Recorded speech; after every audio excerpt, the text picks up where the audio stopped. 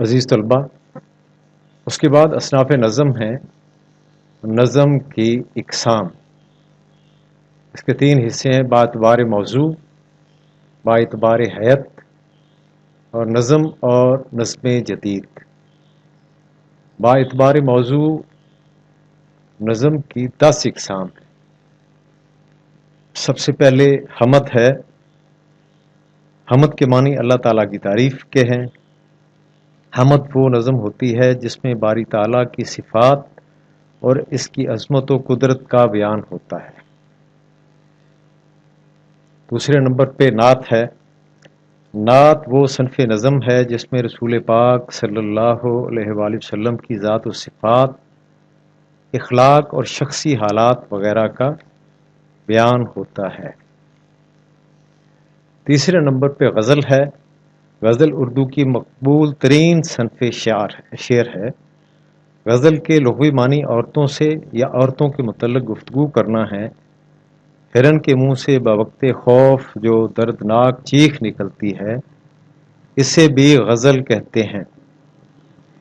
اس نسبت سے غزل وہ صنف شعر ہے جس میں درد و سوز بہت نمایاں ہوتا ہے۔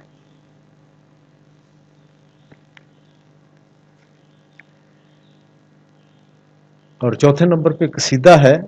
قصیدہ عربی لفظ قصد سے بنا ہے۔ اس کے لغوی معنی قصد ارادہ کرنے کے ہیں۔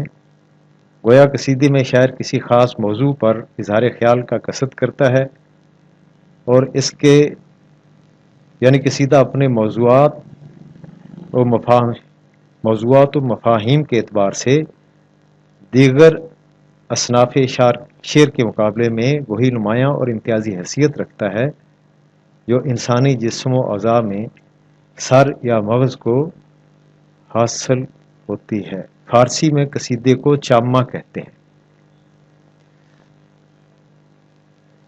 5ویں نمبر پہ مرثیہ ہے۔ مرثیہ عربی لفظ رسا سے بنا ہے، جس کے معنی ہے مرنے والے کی تعریف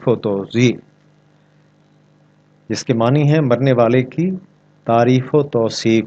گویا مرثیہ ایسی صنف شعر ہے جس میں کسی مرنے والے کا ذکر اور اس کی تعریف حسرت اور غم کے انداز میں کی جاتی ہے۔ 6 نمبر پہ شہر آشوب ہے۔ شہر آشوب کے لغوی معنی ہیں شہر کے لیے فتنہ و ہنگامہ، یا شہر میں جمع ہونے والے، یا شہر میں فتنہ برپا کرنے والے۔ اصطلاح میں اس نظم کو کہتے ہیں جس میں مختلف پیشوں اور طبقوں سے تعلق رکھنے والوں کا ذکر ہو۔ 7 نمبر پہ ہے باسوخت۔ باسوخت کے لغوی معنی تنفر اور بیزاری کے ہیں۔ اصطلاح میں یہ وہ صنف شاعری ہے جس میں محبوب کی بے وفائی، سنگ دلی اور اس کے ظلم و ستم کا ذکر کر کے اسے برا بھلا کہا جاتا ہے۔ 8ویں نمبر پہ ریختی ہے۔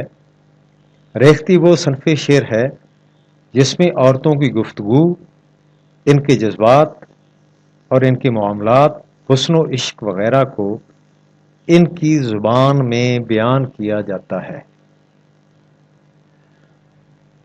9ویں نمبر پہ پیروڈی ہے۔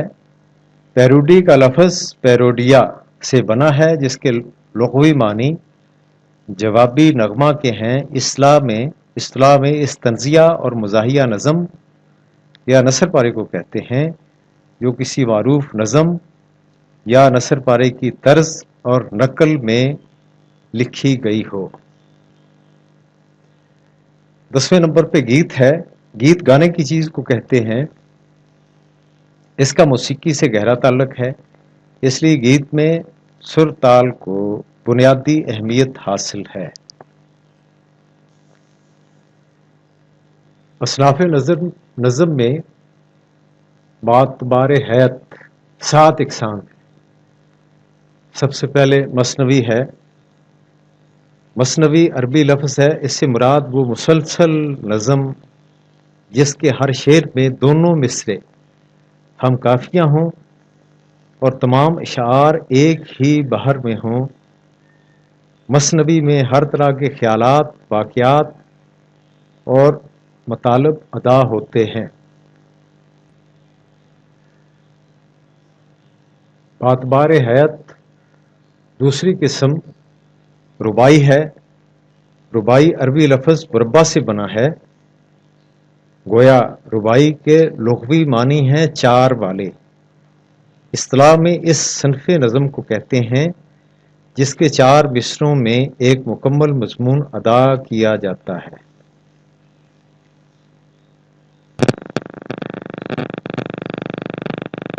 باعتبار حیت تیسرا نمبر قطع کے ہے۔ قطع کے لغوی معنی ٹکڑا یا جز کے ہیں۔ اصطلاح میں اس نظم کو کہتے ہیں جس میں کوئی خیال یا واقعہ مسلسل بیان کیا گیا ہو۔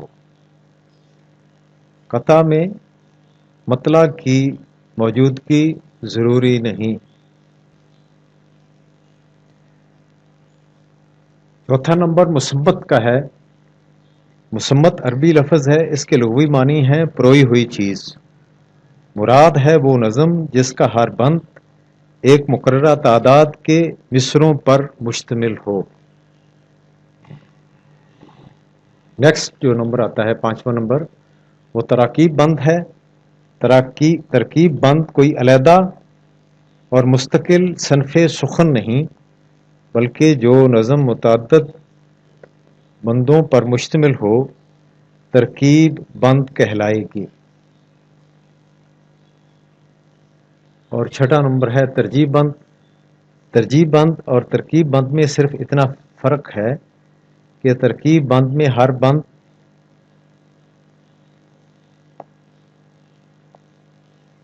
مختلف ہوتا ہے، مگر ترجیب بند میں ہر بند کے آخر میں ایک ہی شعر بار بار دیا جاتا ہے، مثلا نذیر اکبر آبادی کی نظم برسات وغیرہ۔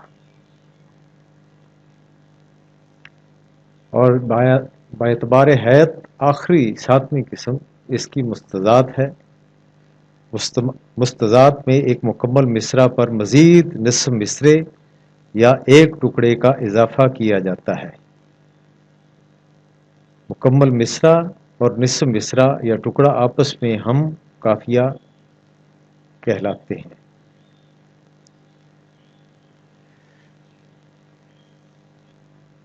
عزیز طلباء، اصناف نظم میں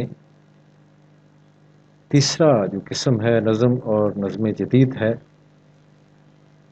غزل کی پختہ روایات اور اس کی مقبولیت عام کے رد عمل میں بھی جس نظم کو فروغ ہوا یہی نظم جدید ہے۔ باعتبار حیت نظم جدید کی متعدد شکلیں ہیں، مثلا پابند نظم، معرہ نظم، آزاد نظم، سانیٹ۔ سب سے پہلے پابند نظم۔